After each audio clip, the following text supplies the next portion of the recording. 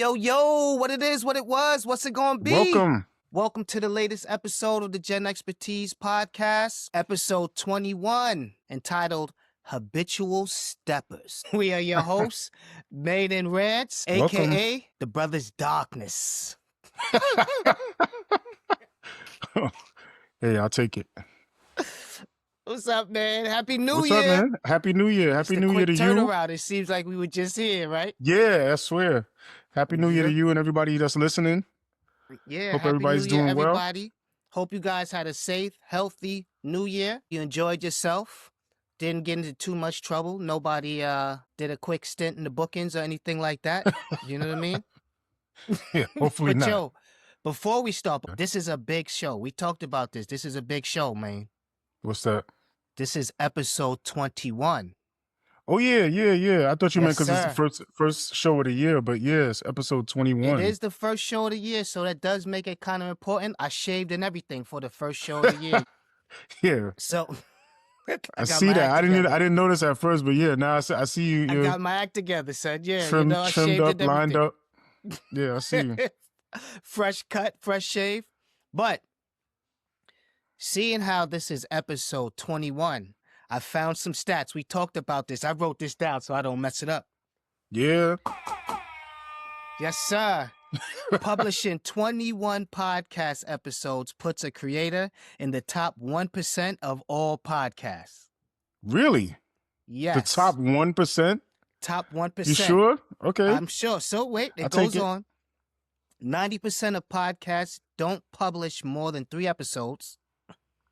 Okay? Of the remaining 10%, another 90% of those quit before episode 20.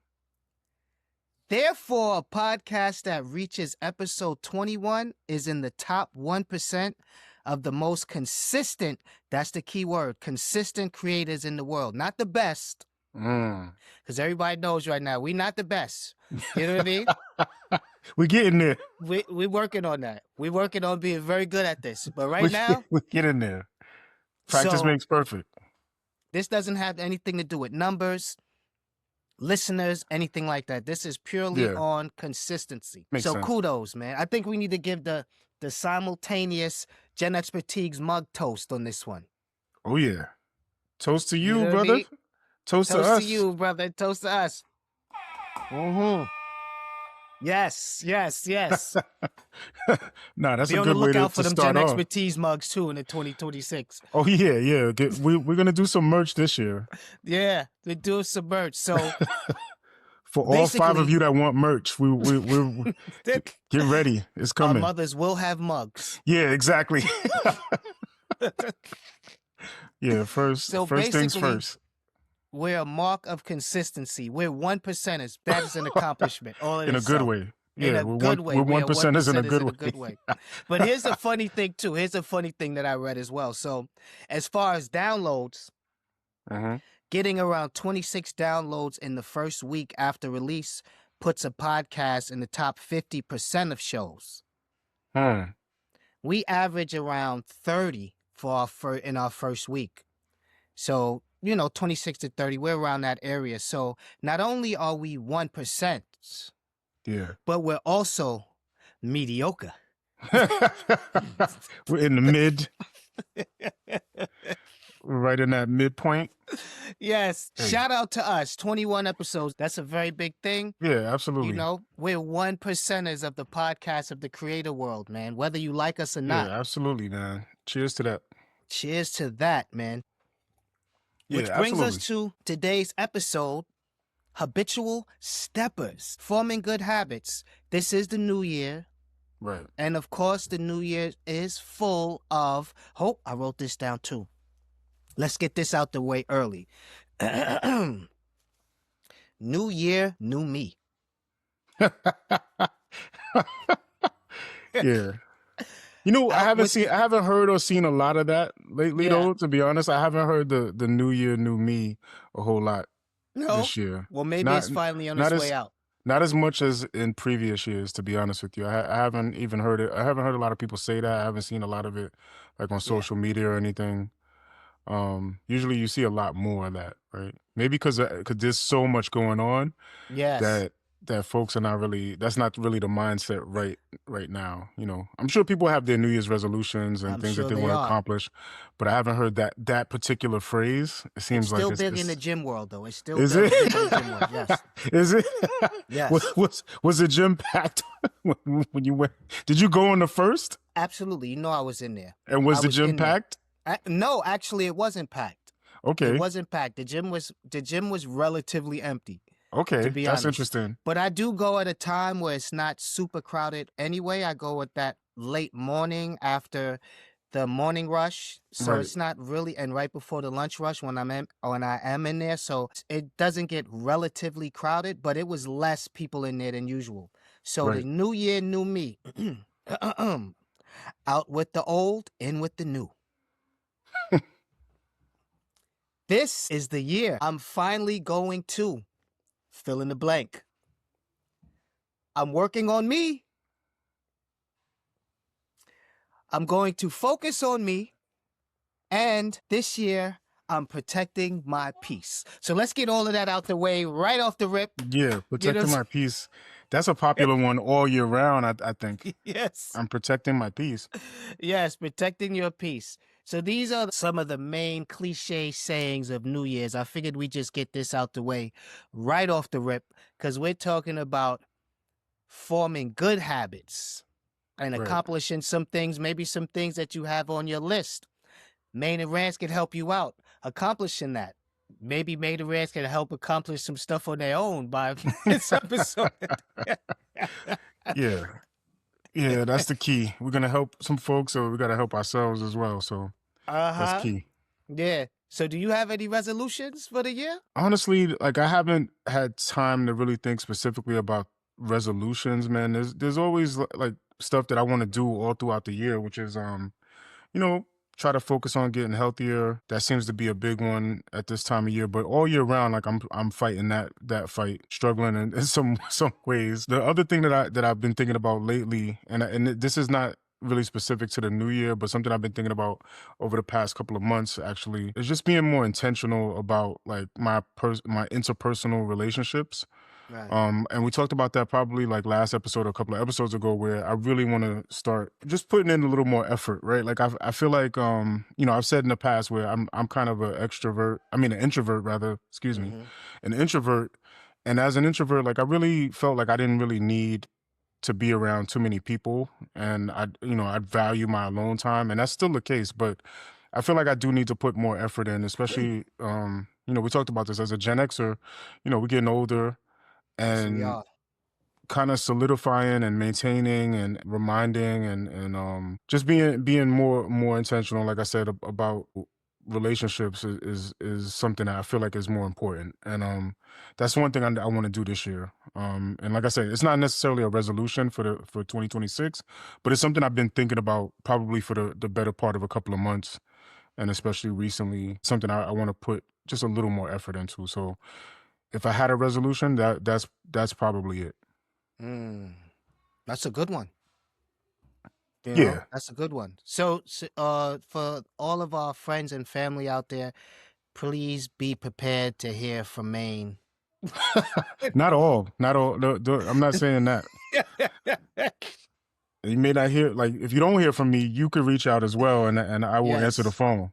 To receive a text message out the blue, I just call to say, hello. There's no emergency, because if somebody sees the phone ring and it's Maine, they may freak out a little bit. Yeah, there's some people, if they hear from me, they're gonna think it's an emergency. Like I definitely gotta send a preparation text. Yeah. Like, hey, listen, I'm about to give you a call. It's Maine. I'm just calling to say hello. Everything's good though. I'm just giving you a heads up. Don't panic. Yeah, I got to be careful with the way I reach out too, because like you're right. Like some people might think it's an emergency if I reach out. That's how long it's been. Yeah. So I got to send that text message like, "Hey, it's no emergency," or Gotta send not the warning not shot. urgent. Call me when you get a chance. Not urgent. Yeah, you gotta send the warning shot out there, man. Gotta warm people up to it. I deal in resolutions. That's like my line of work at this time of year. So I try not to have a lot of resolutions myself. First of all, because I see so many so many people try and fail. I try to just take it as I go. I have a couple that I try to work on, do something new.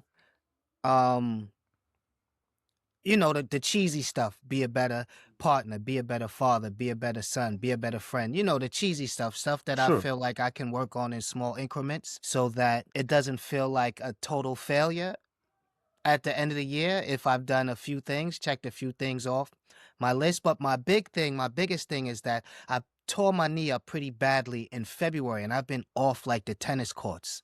And Okay. everybody who knows me personally knows like that. Like I'm a lifer. Yeah. And so I haven't been able to play that much last year.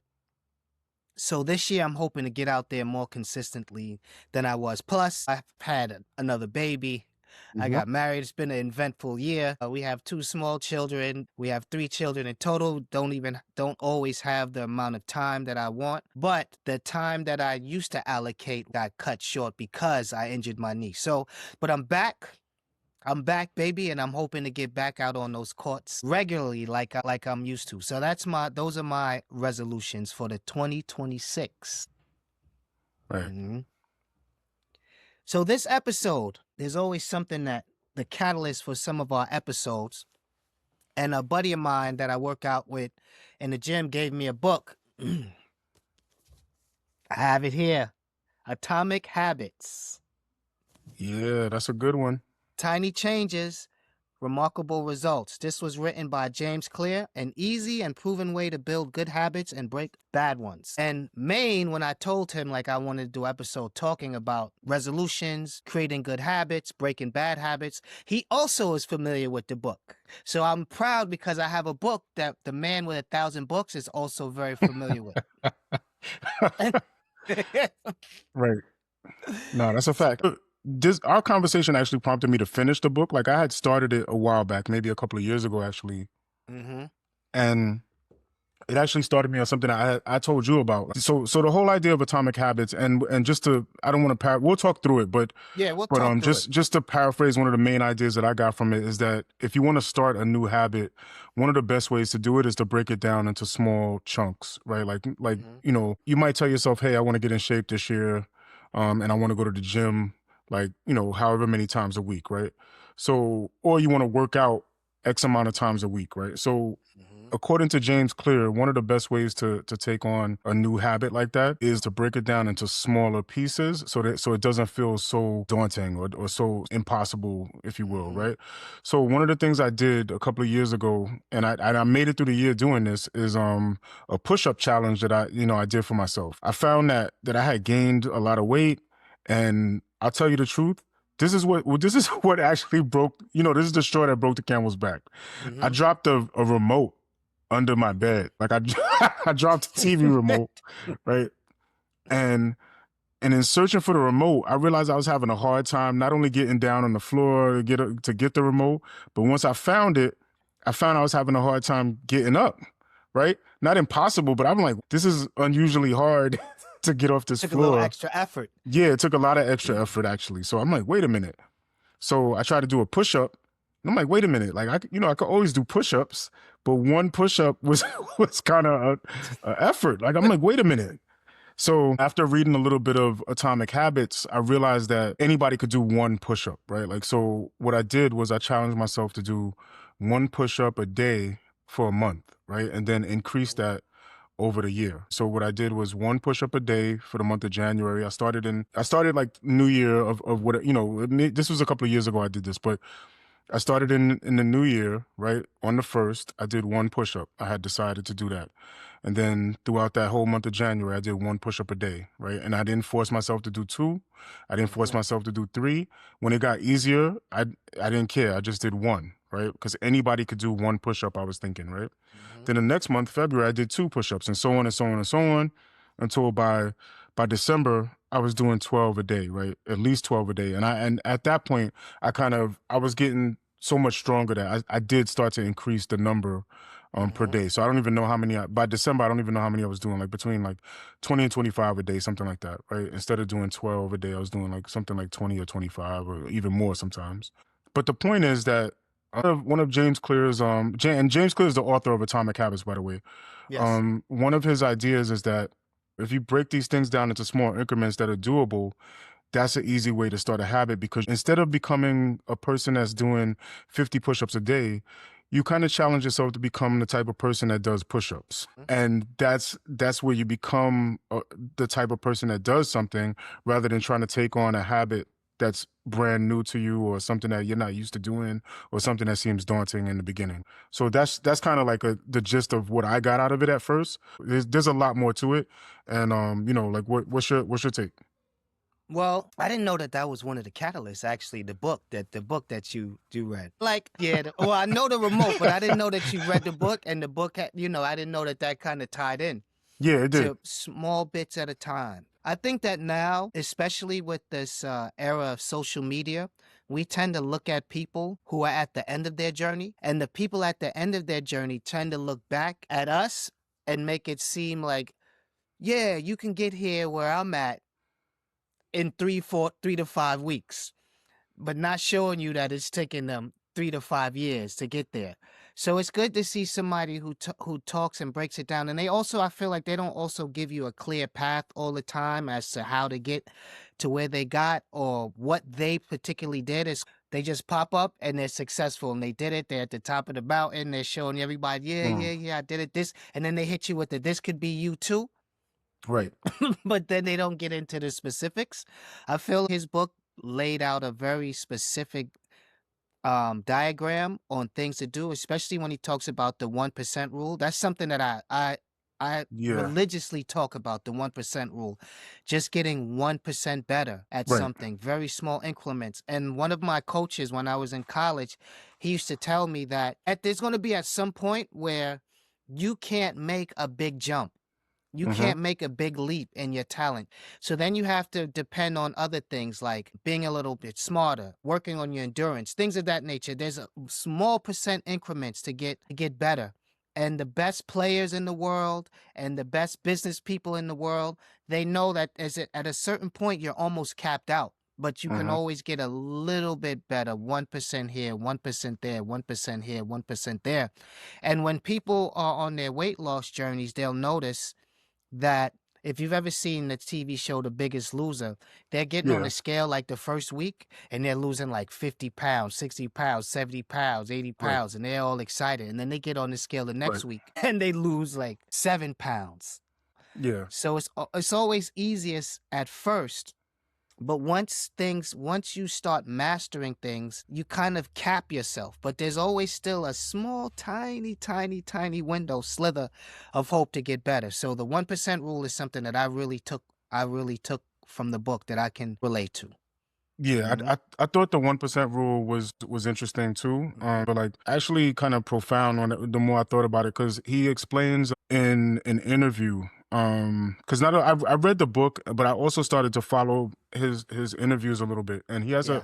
a particular interview with Stephen Bartlett from Diary of a CEO podcast. Mm-hmm. I think I keep shouting out other podcasts. I don't know if Yeah. that's good or bad, but whatever. Steve Yeah. Bartlett We're here is for a knowledge. it's a popular podcast. Mm-hmm. Shout out to him if you want to check it out. Diary of a CEO is an awesome podcast with really really interesting guests. Right. So James Clear, who wrote Atomic Habits, was a guest on Diary of a CEO. Right, and he talks about this 1% rule where he gets into some specific details. If you actually got 1% better per day starting in the beginning of the year, by the end of the year, he says that you would be 37 times better by the end of the year, right? Mm-hmm.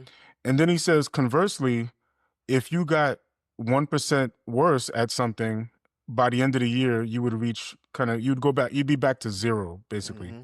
Right. So if you think about the concept of going from zero to hero, if you got 1% worse from the beginning of the year to the end, by the end of the year, you'd be at zero. But if you got better, just a 1% uh, improvement per year, per day in a Mm-hmm. year would make you 37 times better than when you started. So if you think about that, that's a pretty significant change with just a 1% incremental change per day. That's a big thing to think about when you're forming a habit and taking it slowly. in a sense, right? Like you're taking it slow instead of trying to take on everything at once. You're Mm-hmm. taking on small chunks and then tackling it that way. So it's very doable. It's very approachable. It gives you something to kind of shoot for. It gives you some like short-term goals to shoot for rather than shooting for the big end result. Mm-hmm. So I thought that 1% rule was interesting too. I thought it was really good actually. Yeah, because most people always look at the macro, they never look at the micro. Right. People are They looking for never that look big at. result, right? Like they're looking for Mm-hmm. the result. Like when people think about like you said, like something like losing weight, I think that's very result driven. Like where Mm-hmm. people they have a result in their head. Like some people might say, I want to lose 10 pounds by X date. I want to lose 20 pounds by this date. I want to lose 50 pounds by the end of the year, something like that, right? That's a very result driven type of thinking. But Yeah. if you break it down the way James Clear would suggest, man, like it's more about the journey than the end result. It's more about falling in love with with the journey, so not so much the Mm-hmm. destination, and getting used to doing those small incremental things that are going to get you to that result, right? Consistency is Mm-hmm. better than intensity too, because if you could go to the gym one day and you could spend all day there, but that's not going to get you your result. But if you went there maybe like 30 minutes to an hour a day 3 times a week and you did that Mm-hmm. consistently over the course of a year, then you're going to see your result. So consistency is better than intensity, I guess. Yeah, he Um, says that mastery comes from consistency and not intensity. right. Exactly. You know, Exactly. that's one of the things he says. And for the record, as far as like weight loss is concerned, healthy weight loss, like this is like the book knowledge here that I'm giving you.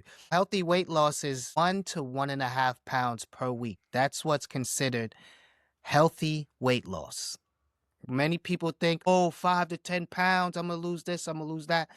Healthy weight loss is 1 to 1.5 pounds per week. That's what's considered by medical standards healthy weight loss. So there you go. Right. Small That's a steps, great yeah, that distances. yeah, that's a good point too. And Yeah. and and and this applies to a lot of other things too. Like weight loss is probably the easy one because we're talking about like Mm-hmm. the beginning of the year, Mm-hmm. and a lot of times what comes up at the beginning of the year is that people want to get back in the gym and they want to get in Uh-huh. shape and all that stuff. But this applies to a lot of other things, like whether you're trying to learn a new skill, Mm-hmm. whether or not you're trying to study harder or increase your reading, whether or not you're trying to get better at a sport, whether or not you're trying to learn a new language, whatever it is you're trying to accomplish, these ideas apply, right? Like, or the ideas that James Clear writes about in his book, they still apply. Like, if you want to become a reader, you could start by reading 1 page a day. It sounds absurd reading 1 page a day. Like, what is that going to do?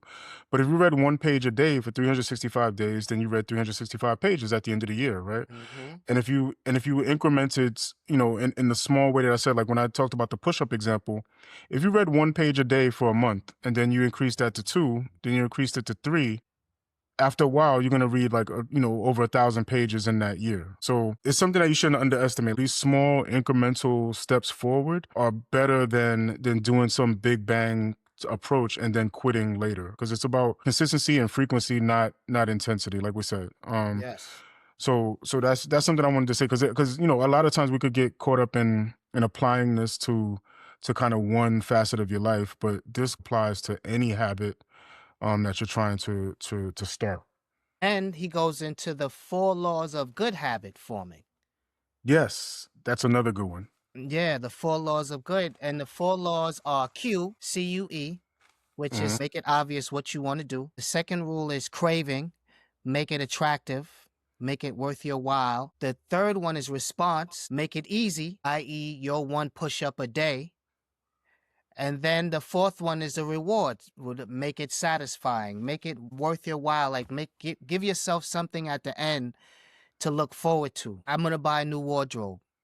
You know what Mhm. I'm saying? Or I'm going to take the CISS. What is it? The CIS. The CISSP. And it's funny you mentioned Yeah. that, not to cut you, but like it's funny you mentioned that too, because that's another thing that I applied some of his teachings to my study for the CISSP. Yeah. I approached it that way too, where I used to tell people I would do the least amount that's not zero, because that's another Hmm. thing that he talks about is like, Yes. even if you kind of fall off the habit, try your best not to fall to zero. So Mhm. if you want to do a bunch of push-ups, if you want to read a bunch of pages of a book, don't feel bad if you don't do as much as you wanted to do.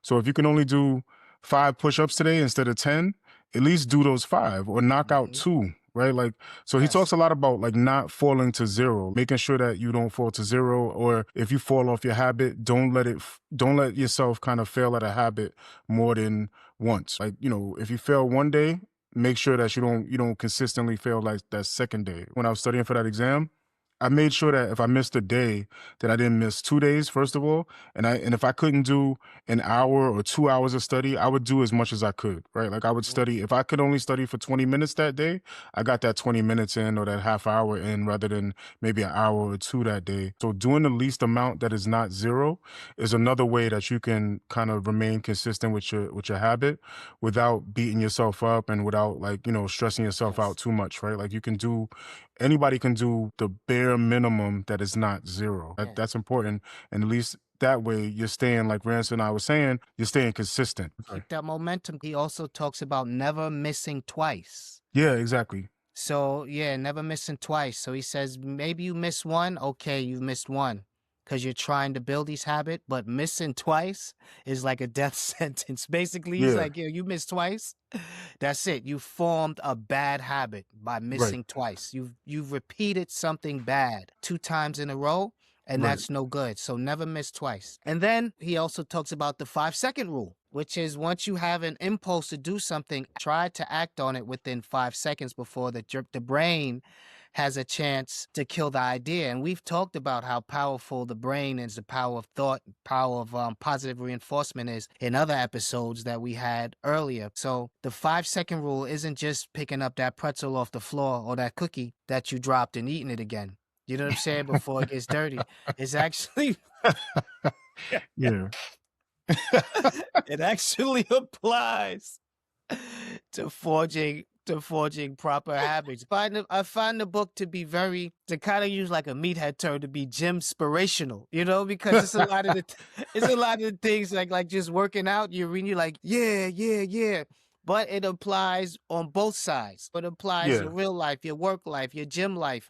It applies to your family life, your life with your partner, the way you raise your kids, the way you interact with the people when you get home. As I said earlier, trying to be a better father, a better husband, a better son, a better everything. If I can just be 1% better at a time, then I've made a big dent over the course of a long period of time. And environment beats motivation. That's another key takeaway that I took from his book. And we're a prime example of environment beating motivation, because without us two continuously talking about doing this podcast, we weren't going to do it alone. Like, each of us wanted to do it, but we probably wouldn't have done it on our own. It took us to come together to get this done. Your parents might have said, "You are who your friends are. Show me who your friends. I'll show you who you are." I'm the gym head of the duo. So when I go in working out with my group of guys that I work in, some days I don't want to be there. Some days they don't want to be there. But when we see each other, we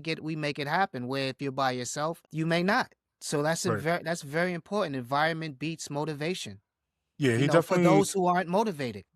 Right, right, exactly. Like because he definitely talks about this because motivation is something that runs out eventually. So you have to have other factors and cues that keep you consistent other than motivation, right? Let's say you want to stop eating sweets, right? But sweets are always in your house. So if you have sweets in the house all the time, you may be motivated or you may have the willpower to not eat them maybe the first couple of days you see them, but eventually that's going to run out and that's going to break down and that's going to cause you to slip, right? So the best thing you could do for your environment is maybe not have the sweets in your environment. Or say you want to read a book, one book a month or something like that. You change your environment to the point where he says you could do something simple like maybe at night, instead of watching TV or scrolling through your phone, you do your little routine, take a shower, brush your teeth, whatever you're doing, but leave the book near your bed or on your pillow or something. So when it's time for Yes. bed, you keep the lights on and you got that book right there on your pillow. Like you keep it nearby. Stuff like that. Like making your environment such that the habits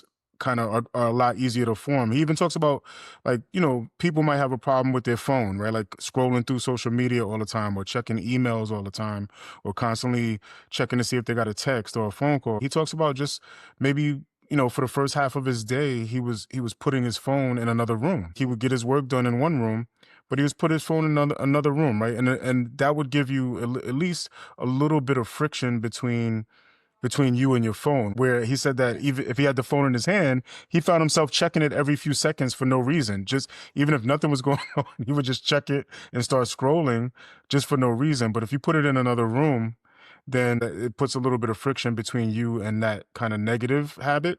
And it Yeah. forms the good habit of just focusing on your work for a little longer or doing the things that you want to accomplish, like, prioritizing things in a different way. So changing the environment is a good thing. Like, even like you said, even for the workouts, right? I keep my resistance bands in the little office space that I work in now. Like, so Yeah. you know, so if I want to get a little workout in while there's a little low or I got a little break, or I just get up and start like working out with the resistance bands, at least get a few curls in. Like, one of those principles that he has, one of those four, is to make it easy. And that's one way you can make a habit form easier if you're setting up your environment so you don't have to Mhm. think about it too much. Because he says that oftentimes the people that we think are disciplined, what they're really doing is just making their environment so perfect for the habits they want to form, that they make Mhm. it seem like they're disciplined and they make it seem like it's easy. Right? Like, so Yeah. even if it doesn't go perfectly, you could do your best to optimize your environment so it's not so hard, right? Pause. Yeah.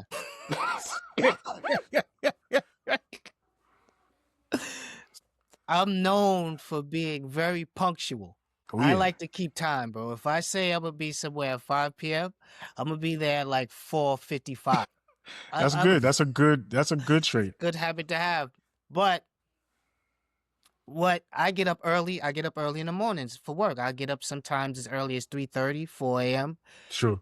So in order to make it easier on myself, I usually have my clothes laid out. I do it the night before, so it's easy. I don't have to think about it. I just go, and I also it's the OCD in me that pops out every now and then that I actually lay it down in the order of which I'm putting it on. So No, but that's how that's to that's a lay, yeah, good that reduces hmm the friction too, right? Like, you think it it's saves a lot of time. yeah, you call it OCD, but anything that saves time, that reduces the friction, Hmm. and it gets you to make sure you're consistent. So that I think that's good, man. But yeah, go ahead. Yeah, yeah. So these are little things like make your environment conducive to what you want to accomplish. And you may have to spend a little bit extra time beforehand to do it, but it's going to save you so much time when it's time to get up and walk out that door when I'm exhausted and I done hit the snooze button 5 times on my phone. Right. That I could just get up and jump in my clothes. Everything is ready. My bag is packed and everything is by the door. My sneakers are there. Everything is ready to go. It basically just goes back to just a little bit every day. I think that a lot of people fail because they just aim too high right Right. off the rip. Right. You have big expectations. You get caught up in the pomp and circumstance of New Year's, and it's a big celebration. It's fireworks. It's people drinking and celebrating, wearing funny hats and glasses. And sometimes you make those drunken promises to yourself too. You're so caught up in the emotion of it all that a week later, when that emotion isn't there to make you feel that way, you quit. This is a really good book that I recommend that people would pick up because it just shows you that it gives you a step by step of what to do daily, weekly, monthly, how to form these habits that'll last you through the year instead of just thinking that you have to go from 0 to 60 in 2 weeks. You're not going to pass that exam without studying for 3 months. You're not going to get to your weight loss goal without hitting the gym consistently, without taking care of your diet consistently. Here's one of the funniest things, and someone just asked me this the other day when they were saying, Ranch, this is that time of year. The phone is ringing, everybody wants a trainer, everybody's looking for the new year, new me. And they say, they ask me like, what's the conversion of clients that you end up keeping? And I tell them like it's pretty low. It's maybe like 1 to 2% that you end up keeping for the long haul. But what people don't realize, especially those who it's their first time, or they've watched a TV show, or they've watched their favorite celebrity with their new makeover, and they come out, and this person is talking about how hard they've been grinding it out in the gym and running and do all of this stuff. They come to the gym, they work as hard as they can. I mean, some of them they work out, they're sweating, they're tired. They're no, no, no, I want to do more. I want to work as hard as I can. I want to work as hard as I can. Not realizing that you're going to be in the most amount of pain that you've probably ever been in your life for the next 3 to 4 days after you do this workout. And in your mind, now you associate that pain with exercise. So Mm. you think every time you work out, you're going to feel this level of pain, and then you quit. So a lot of times I have to kind of talk people off the cliff and tell them, like, look, good news, bad news. Bad news is you're going to be really sore. You're going to be really sore for probably for the next 3 to 5 days. Most people who work out consistently have a good hard workout. They may be sore 1 to 2 days, 3 days max. You're probably going to be hurting for 3 to 5 days. But if you keep it up, this is the worst that you're ever going to feel.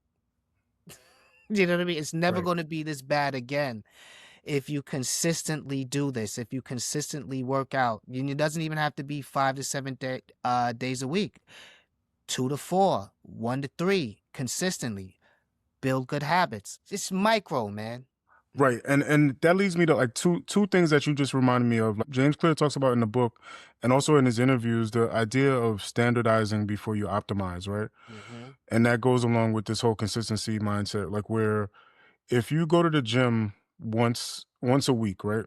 And you work out moderately, and then you increase that to 2 times a week. And then you increase it again when you feel up to it, you increase it to 3 times a week, then 4 times a week. Instead of trying to do everything within that one day, what he says is that you should first standardize, which is become the type of person that goes to the gym. He even tells a story about a guy that he knew that would go to the gym and he wouldn't stay for more than 5 minutes. He Mm-hmm. said the guy would go to the gym every day and he would not stay more than 5 minutes, right? And at first, you're thinking to yourself, like, what is that going to do? That's not going to get me to the result I'm looking for. Obviously, spending 5 minutes in the gym is not going to get you much of a workout. It's not going to Yeah. get you to the end result you might be looking for, which is to get fit, get in better shape, lose weight, whatever it is. You're not going to do it in 5 minutes at the gym, right? But he said that the whole idea was to become the type of person that goes to the gym every day, right? Yeah.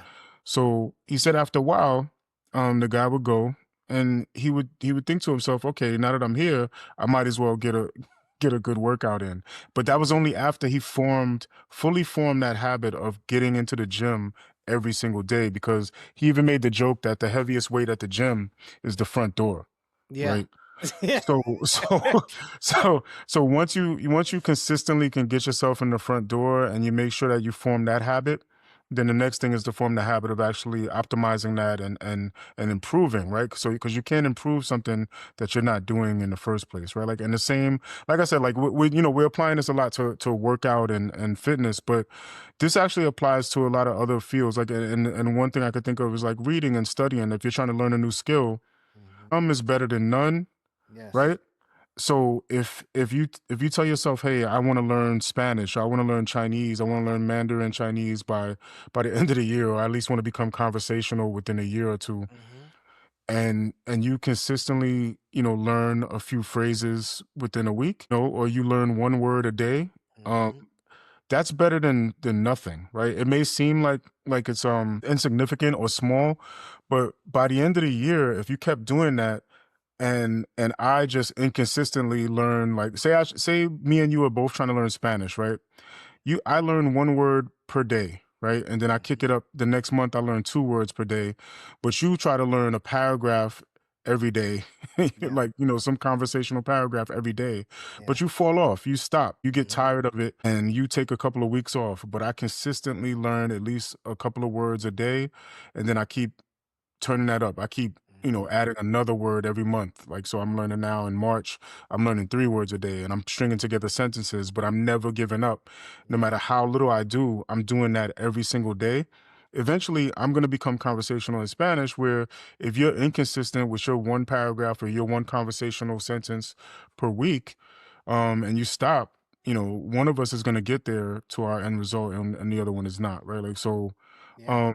and the other idea is about habit stacking, right? And habit stacking is kind of parallel to the idea of standardizing and optimizing. You know that you get up for coffee around 10 o'clock, 10 a.m. Like, your coffee machine is ready and the coffee is going to be there. So you get up and make yourself a cup of coffee. You might want to add some other habit to that. Maybe the coffee is the reward for you doing like 5 burpees before you take that first sip of coffee in the morning. So I'm gonna stack my habits. Like I know that I drink coffee at this time every day. Before I go get that cup of coffee, I'm gonna do 5 burpees before I get the cup of coffee every day, right? Mm-hmm. So that's a concept called habit stacking where I'm just adding a positive habit or something that I want to get done to something I know that I already do. You add that to your list of things that you're going to do every day, and now you formed a habit. Those are just two things that you remind me of: the whole idea of habit stacking, and then the idea of standardizing before you optimize, right? Because you Yeah. cannot improve something that you're not doing in the first place, but you can always improve something that you started doing. If you want to read a big novel like War and Peace, start with Yo. one Woo. start with one page if you have to, but get Mm-hmm. there. Like start with that one page and don't let yourself stop doing that one page a day. Mm-hmm.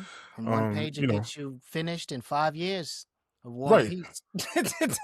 Exactly, exactly. Like, and he talks about it in terms of Yeah. like a lot of different things. If you're running a marathon is nothing but one step in front of the other. Yeah. It's very difficult to run a marathon, but it's easy to put one foot in front of the other. Like Mm-hmm. you just got to keep doing it, right? Like you do and Yeah. do it start and if you have to start with doing it a couple of times and then stopping, make sure you just do that a couple of times consistent, Yeah, right? consistently.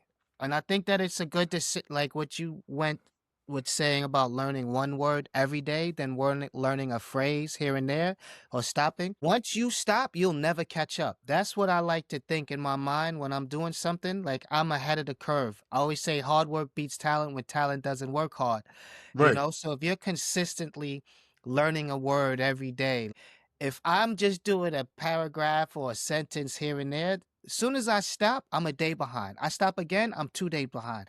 I stop again, I'm 3 days behind. I could be months behind in my vocabulary, and that can be that can be really demoralizing Right. for somebody. So it's all about positive reinforcement for yourself, and that's why it tells you like do these small little things consistently over the course of time. I know someone who put up a chin-up bar in his house, and every time he walked past it, he said, "I'd have to do one pull-up."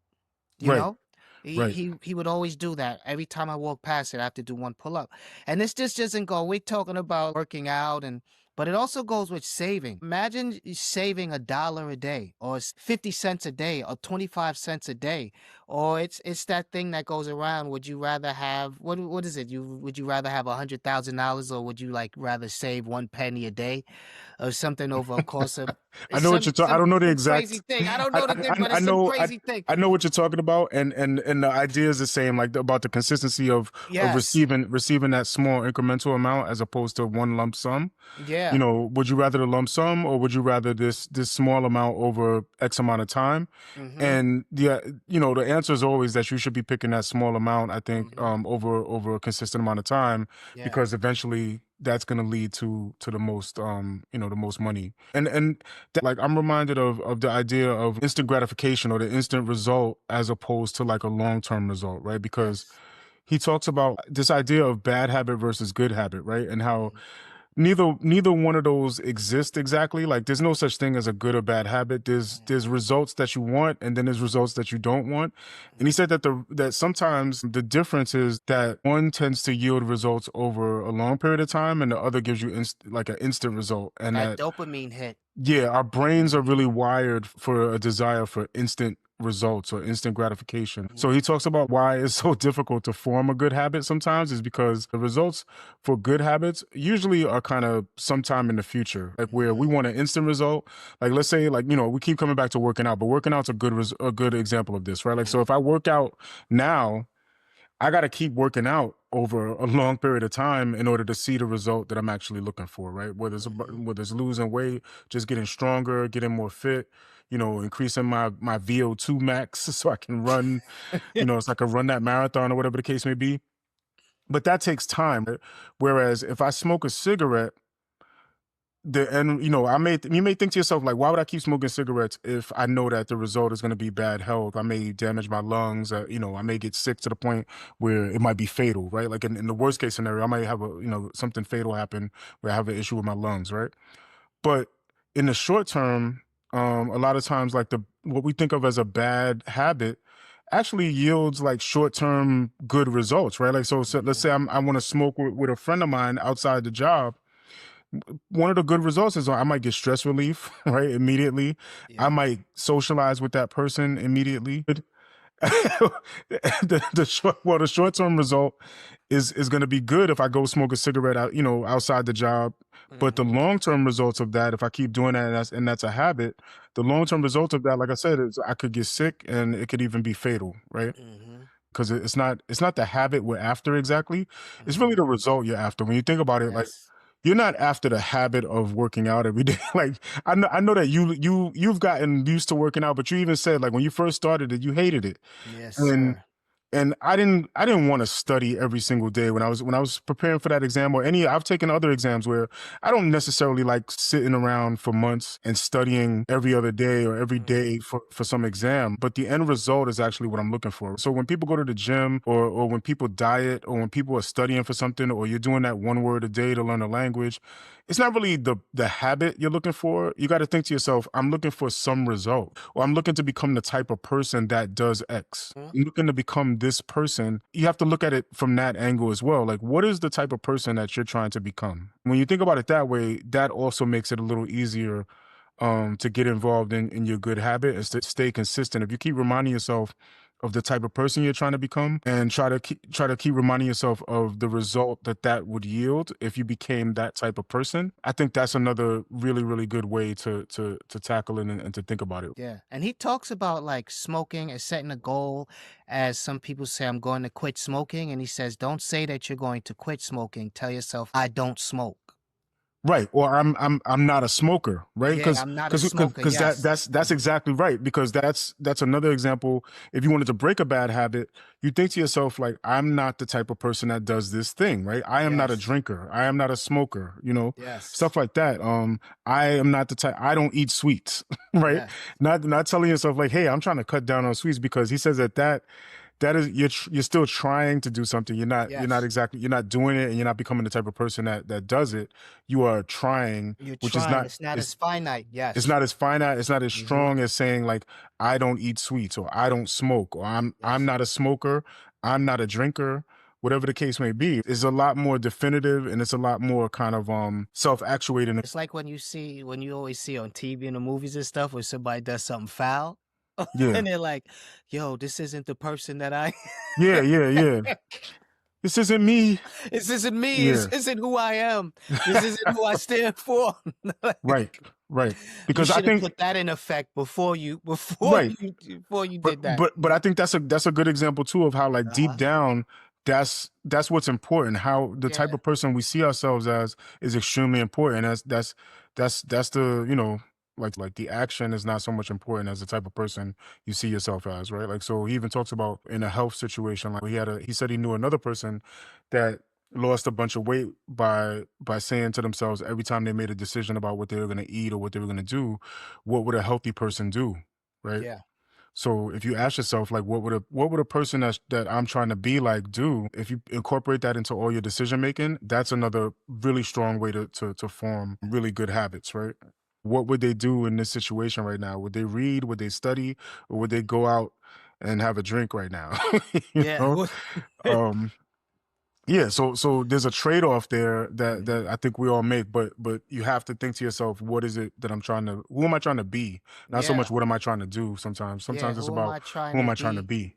Like you're trying to some of you might be saving for a house. Some of you may be saving for a car. Some of you may be saving for a trip. Some of you may be saving for a wedding. You never know, but you have to say to yourself, am I the person who wastes money? You have to put it. Am I the person that stands online and buys Jordans and sleeps overnight and pays money for overpriced? Or am I the responsible person who puts money aside to get this house, my dream home, or my car that I really need? It sounds funny. It sounds funny when you put it out there, but just think of the things that you've done that has stopped you from achieving goals that's so frivolous and so ridiculous. Hey, You know what I you mean? know what? I'm not the That judge. That's Rance talking. Like, if you want to buy something and you're saving up to buy something you want, The then maybe views that's of rants. maybe that's your goal. Like maybe your goal is to buy that one thing that you've always wanted. That Yeah. by all means. But if it's not, that's something Yeah. that you need to consider. I think like I agree with you, Rance. Like we're joking about the whole Yeah. the Jordans or what people are buying. Yes.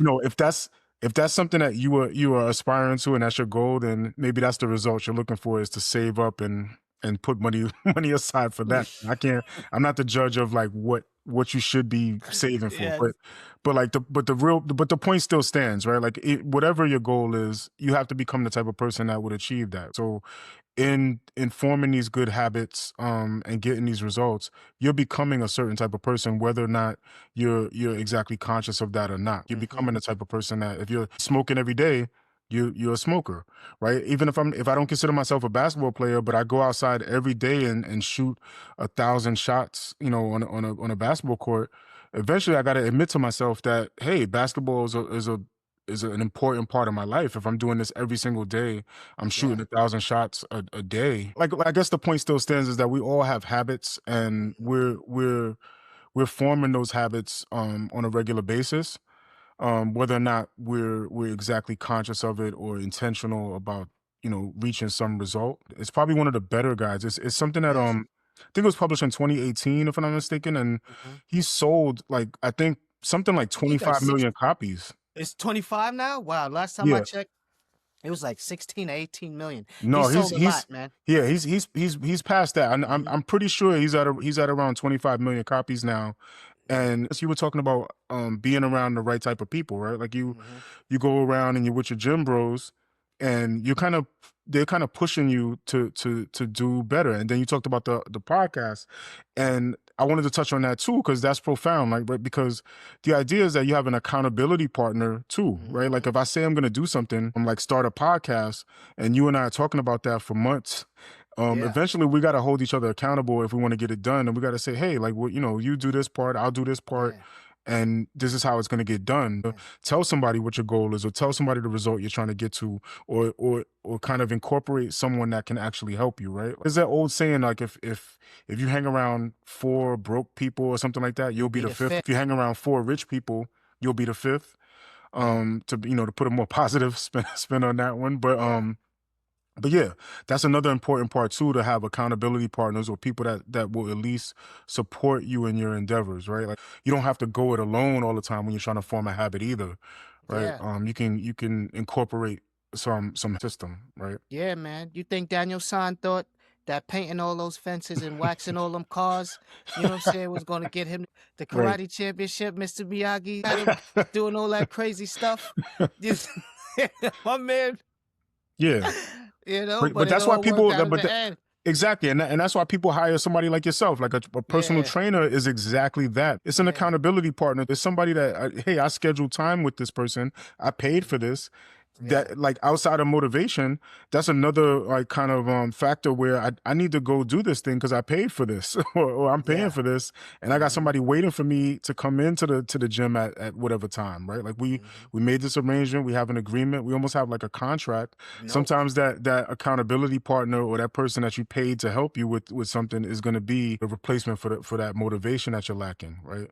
Hmm. Another thing that James Clear talks about that I wanted to touch on before I forget is that he talks about, like, the idea of not letting your decision making process slow you down too much. Don't get caught up in, like, what they call analysis paralysis, where Hmm. where you spend a lot of time deciding what to start, or when to start, or how to Hmm. start. He's saying that it's important to just start. Right? So put it in, like, tech bro terms, sometimes it's important to fail fast. In technology, the idea of failing fast is that you experiment and you just keep trying things, and you don't worry about the results so much, because the idea is that if you start, eventually something's going to click, and something's going to yield the result that you want. Like, so starting is better than not starting at any time, because if you fail, you also can analyze the results of a failure rather than just sitting and doing nothing, right? Like, so he talks about this idea of hats, what he calls hats, haircuts, and tattoos, Hmm. right? And when you're making a decision, something like a hat is something you could take on and off easily. It's not very consequential. So he talks about, decisions that are just hats that you can change easily. You Hmm. should make those decisions the quickest, right? Like, the Hmm. haircut is something that's a little more, it's not permanent, but it has a little more consequence to it. And you got to, you'd have to wait to change that.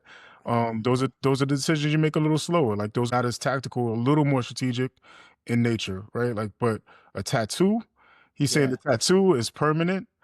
And those are the things that you should really think through until, and if once you're at a like kind of a high percentage probability that's going to yield the result that you want, once you've thought through it and you've measured all of the possibilities, those are decisions that you should also try to make as quickly as possible, but not as quickly, obviously, as the hat and the haircut type of decisions.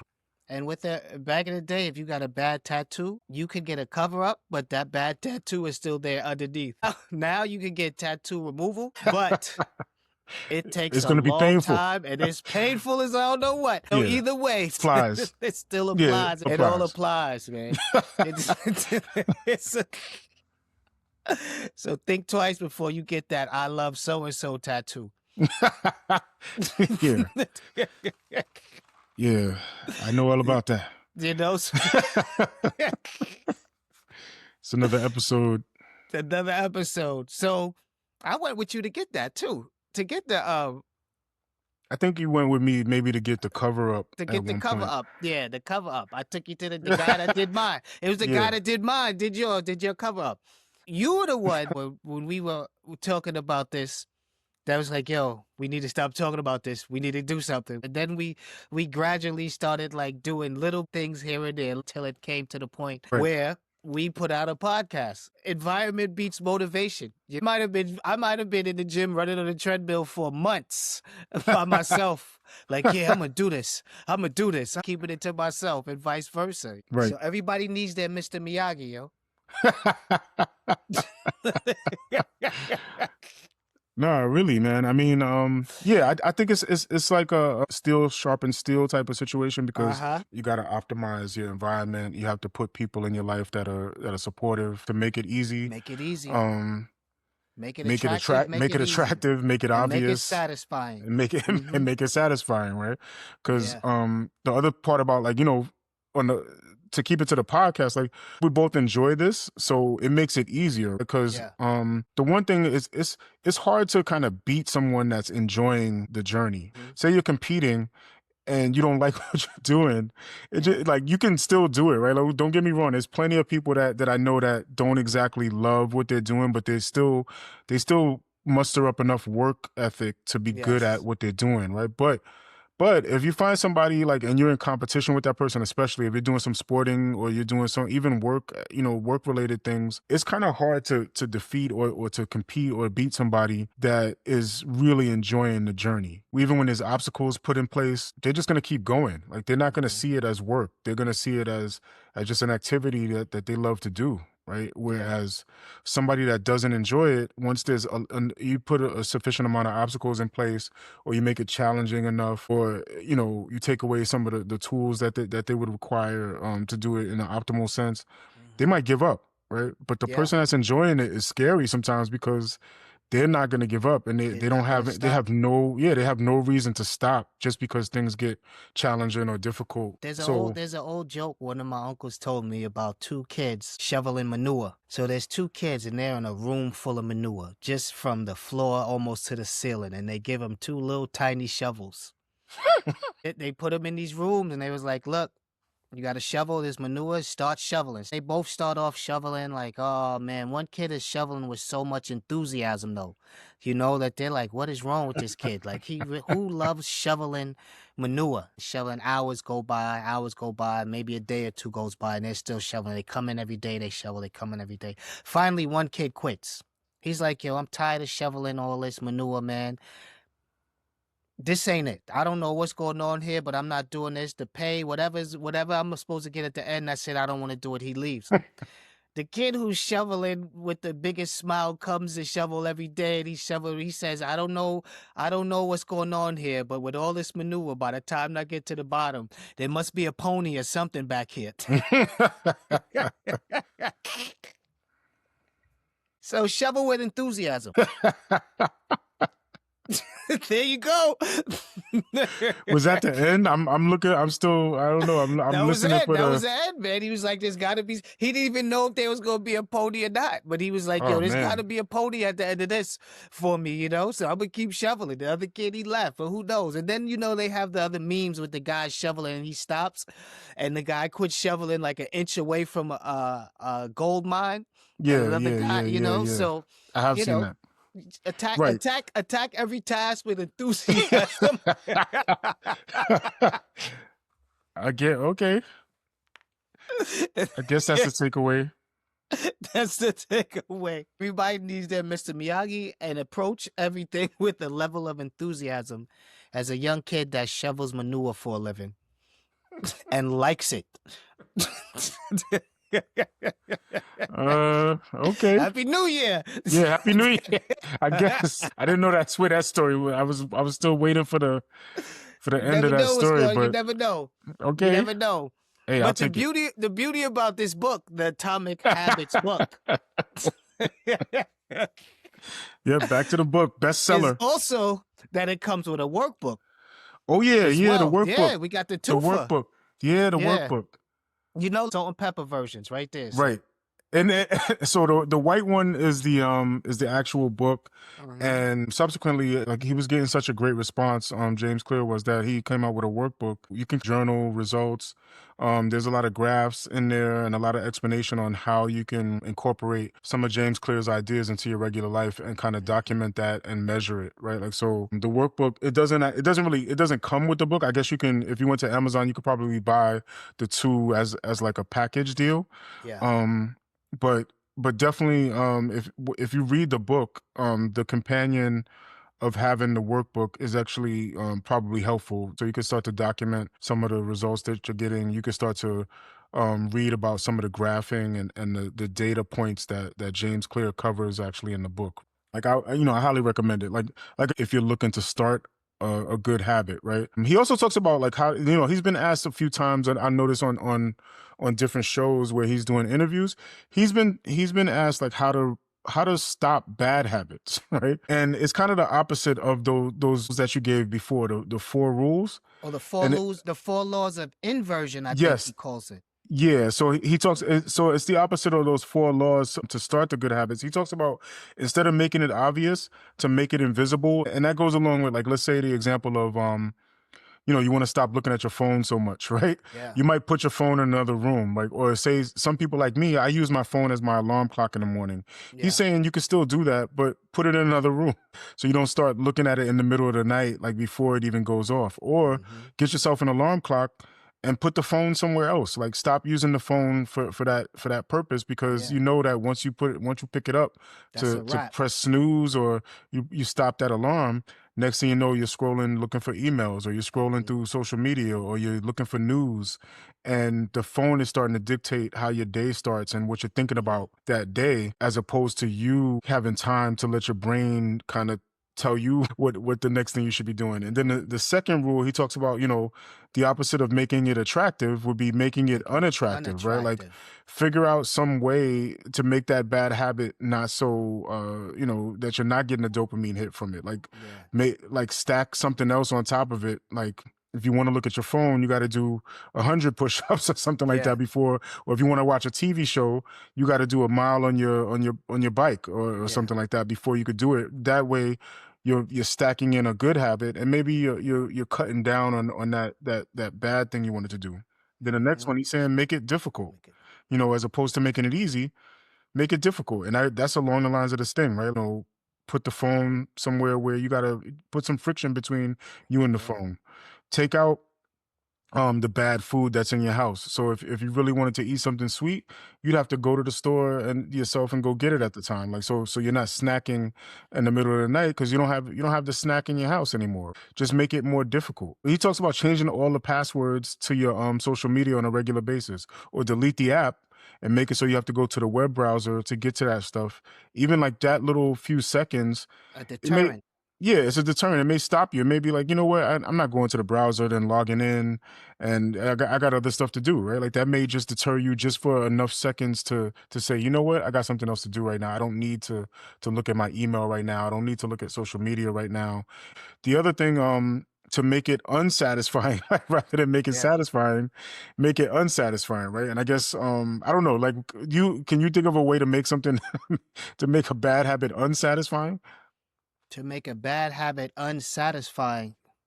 Let me think. Well, you know what? I think maybe I would think more of the lines of, let's say if it's something bad you want to eat, you just think of a triple bypass or something. You know what I mean? Like, you know what? For instance, a lot of my motivation now that I'm an old man with kids is Hmm. that is it worth it in the end that this may take me away from my kids a little earlier, or would not working out shave a year off my life, or shave 10 years off my life, or shave 5 years. And I look at my kids, I'm like, all right, is it worth not me being here for you? So that's one thing that I do that makes it unsatisfying is put Right. it in my mind that it's going to Yeah. take me away from my That's kids.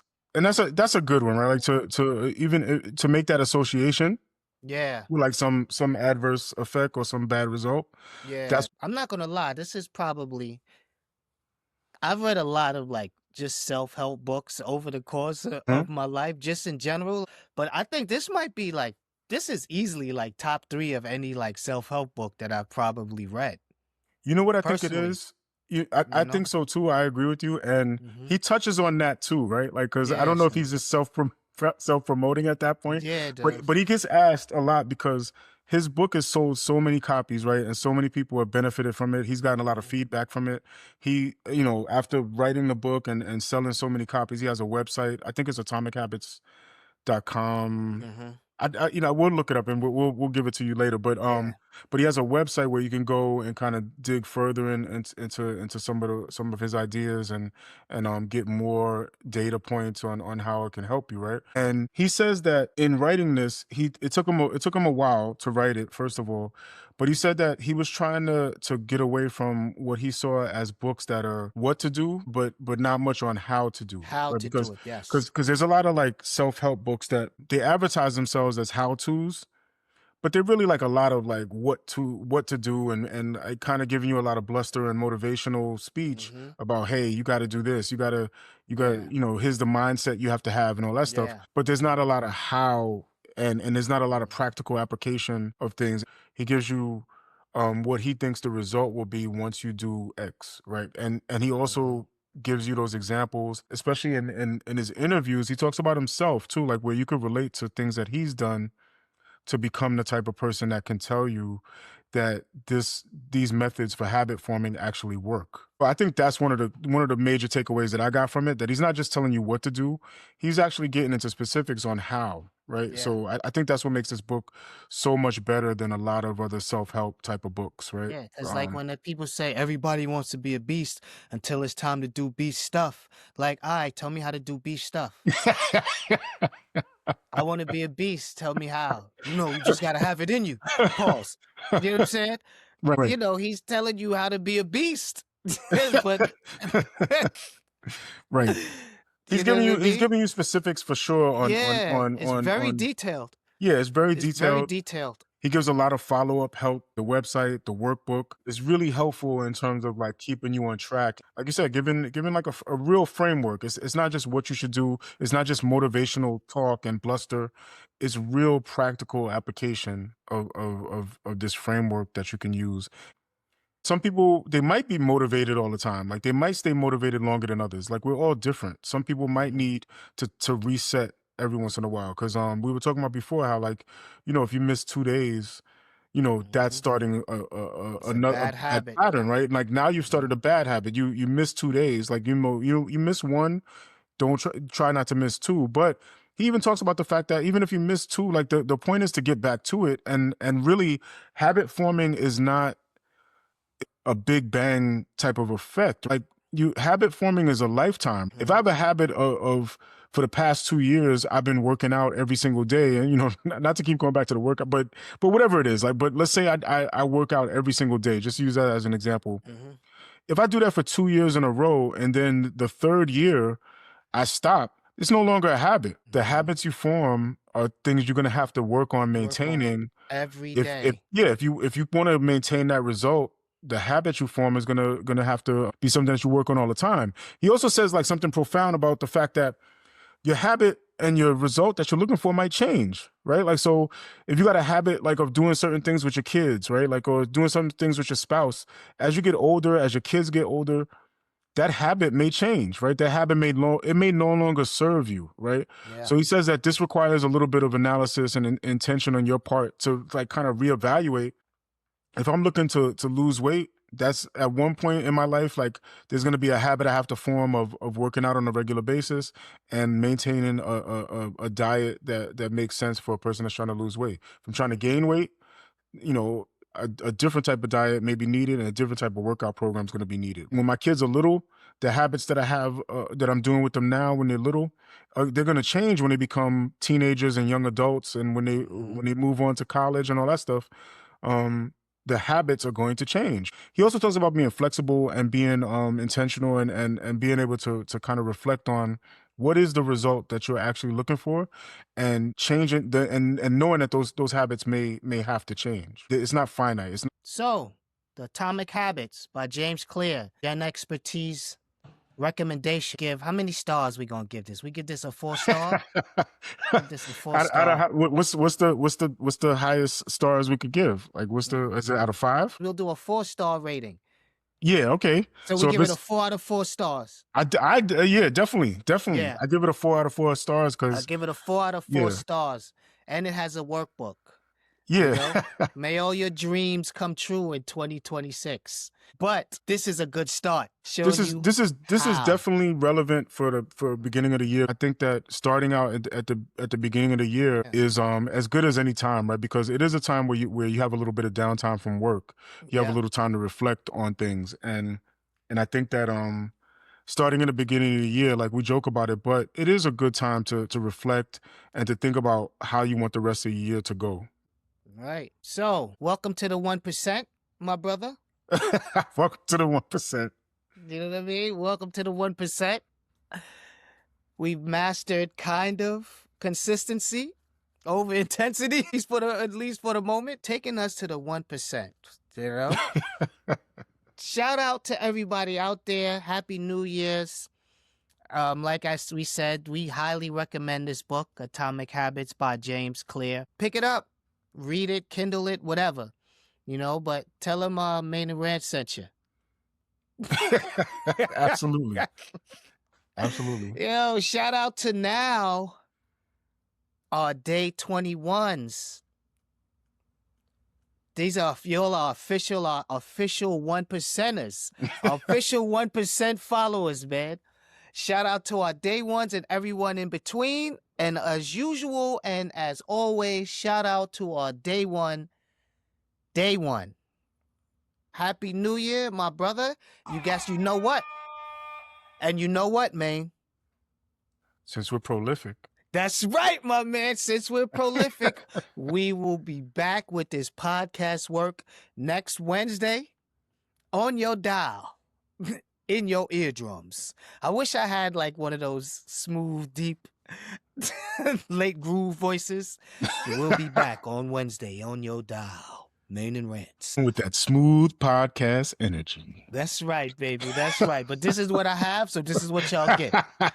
Peace out. One love. Power to the podcast. Power to the podcast. Peace.